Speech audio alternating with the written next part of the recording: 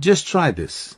Every time you are consciously in touch with any of the elements, which you are every moment of your life, just make a conscious attempt to refer to it in terms of whatever you consider to be the ultimate or loftiest ideal in your life. Whether it is Shiva, Rama, Krishna, God, Allah, or even Marx.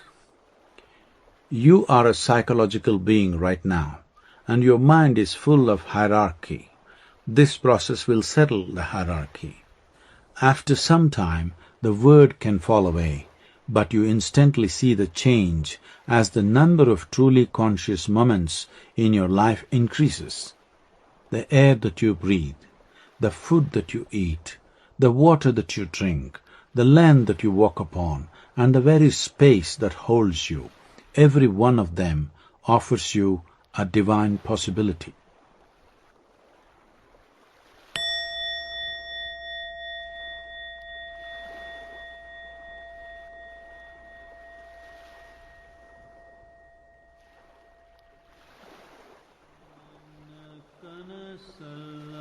Enshrining the elements. In southern India, 5 major temples were built for each of the 5 elements. These temples were created not for worship, but to facilitate specific type of spiritual practice.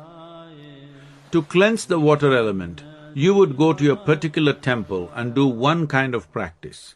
To cleanse the element of air, you would go to another. In this manner, 5 wonderful temples were created for each of the elements, infused with the kind of energy that assisted a particular type of spiritual practice. Traditionally, seekers traveled from one temple to another to be initiated into practices that enabled them to have mastery over the elements and to achieve healing, well-being and even transcendence. These 5 temples were built so that they functioned as one system. This was a phenomenal technology. Those who knew the appropriate spiritual practice could make use of it. Those who did not know the practice could benefit just by living in that region. The temples still exist. Even those who do not understand their energy significance marvel at these magnificent works of architecture. When shit hit the ceiling. Once it happened. One day, in the court, the Emperor Akbar asked, "What do you think gives the most pleasure to a person?" There was a chorus of responses. One courtier said, "Serving God is the greatest pleasure, Your Highness." There are always all manner of sycophants around emperors. So someone else said, "Oh, my lord, serving you is the greatest pleasure I can conceive of." A third courtier said, "Just gazing at your face is the ultimate joy." The hyperbole poured forth. Birbal, the wise, just sat there bored. Akbar asked, "Birbal, what makes you so silent?